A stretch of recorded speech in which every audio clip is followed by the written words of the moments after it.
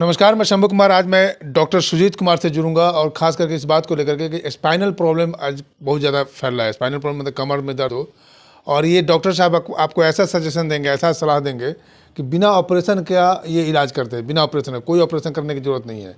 और इनके यहाँ आप ट्रीटमेंट कराते हैं तो कोई ऑपरेशन की ज़रूरत नहीं है। सारे बातों पर हम बात करेंगे कि आखिर ऑपरेशन की ज़रूरत क्यों नहीं पड़ती है, आप बचाव कैसे कर सकते हैं, स्पाइनल दर्द से बचने के उपाय कैसे हो सकता है, उससे स्पाइनल दर्द होने से पहले आपको अपने आप पर कैसे कमांड करना है, सारी बातों पर हम बात करेंगे।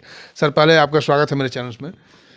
ये बताइए सर, स्पाइनल प्रॉब्लम जो है इसके बारे में बताइए कि स्पाइनल प्रॉब्लम होता क्या है। स्पाइनल प्रॉब्लम आप कहेंगे कि रीढ़ का हड्डी का जो भी प्रॉब्लम, उसको स्पाइनल प्रॉब्लम होता है। ये इसको आप गर्दन में भी कर सकते हैं या बैक में, कमर में भी कर सकते हैं।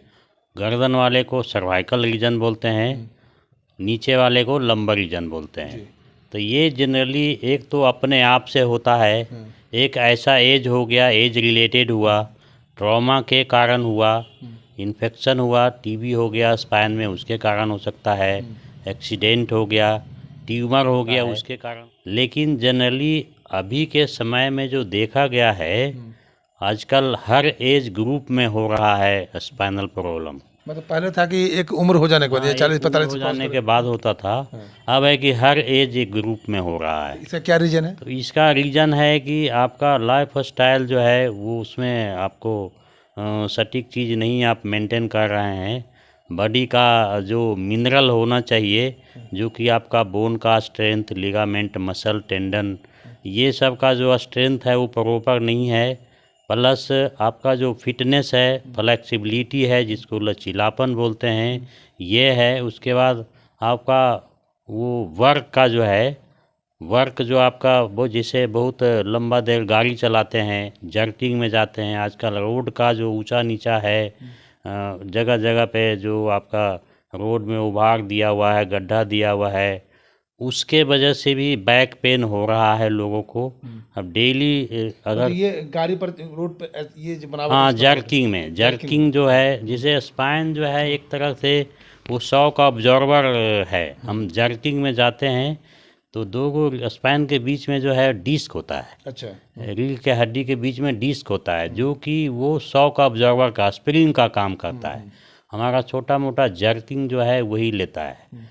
आपको रिपीटेड इंजरी होता है उसमें, कि एक ही सर्टेन एंगल पे, सर्टेन पॉइंट पे बहुत जोर पड़ता है, तो वो क्या करता है, डिस्क जो है वो बल्ज हो जाता है, जिसको कि बोलेंगे फट गया, हर्निएशन होता है, प्रोट्रूजन होता है। तो वो एक साइड से, या तो राइट साइड हुआ, या लेफ्ट साइड हुआ, या सेंटर में हुआ। अगर सेंटर में हुआ तो दोनों पैर में आपका झिनझिनी होगा, दर्द होगा, लेट स्टेज में कमजोरी हो सकता है। दाहिना साइड होगा तो दाहिने पैर में झिनझिनी होगा, बायां साइड होगा तो बाएं पैर में। तो इस तरह से है, तो वो आप लेवल ऑफ इंजरी कह सकते हैं। झिनझिनी भी पहचान है इस बात का? हाँ बिल्कुल, झिनझिनी है। आपको एकदम तरतराहट टाइप का जो पेन बोलते हैं, मसल क्रैम्प्स करता है उसमें। लेट स्टेज में आपका जो मसल का मोटाई है वो भी घट जाएगा, उसको गर्त पतला। बीच में आपने स्ट्रेंथ की बात की थी कि स्ट्रेंथ, तो उस स्ट्रेंथ को मेकअप करने के लिए, मैनेज करने के लिए क्या करना पड़ेगा? देखिए, सबसे पहले तो डायग्नोज करना पड़ेगा कि सच में डिस्क का लीजन है। तो डिस्क का लीजन है तो उसमें कुछ थेराप्यूटिक एक्सरसाइज है जो कि बीमारी को डायग्नोज करके बताते हैं। कुछ स्पेसिफिक दवाई है, कुछ मशीन है ऐसा, उसमें हम सब लगाते हैं, जो कि डिस्क को जो फट गया है, आपका बल्ज किया है, उसको हील करता है। एक्सरसाइज से हम उसके सराउंडिंग मसल को जो है टोन अप करते हैं, जिससे कि आपका जो फोर्स जा रहा था स्पाइन पे, अब वो थोड़ा सा मसल लेता है।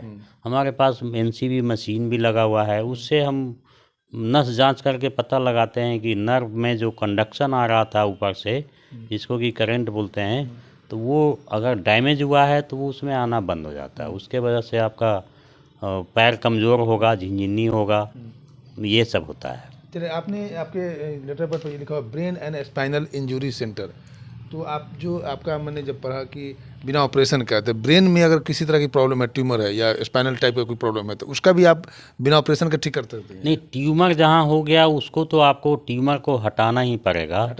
लेकिन अगर ब्रेन में ट्रॉमा हुआ है, माइनर एक्सीडेंट हुआ है, या डायरेक्ट ब्रेन में हीट हुआ है, लाठी से मार दिया है, तो उसमें अगर माइनर इंजरी है तो उसमें बिना ऑपरेशन के ठीक किया जा सकता है। अब चलिए हम खान पान की बात करें। मान लिया कि एक उम्र पर हो तो चलिए कोई बात नहीं है, खान पान और एक्सरसाइज की बात करें। अगर समय रहते लोग खान पान करें और एक्सरसाइज करें तो क्या संभव है कि इन फ्यूचर जो है मतलब लास्ट टाइम तक स्पाइनल या घुटने के दर्द नहीं हो? जैसे कि पुराने लोग जो गांव घर के लोग अभी भी हैं तो उनको इस तरह की समस्या नहीं है, या तो खान पान का असर है और उनके एक्सरसाइज का असर है। तो ये अभी भी ये हो सकता है कि ये संभव है कि? देखिए, आज का लोग का दिनचर्या जो है, अभी से यंग जनरेशन के लोग हैं, अभी भी सूरज का किरण जो पहला किरण है आधे से ज़्यादा लोग को नहीं पड़ता है। सही बात।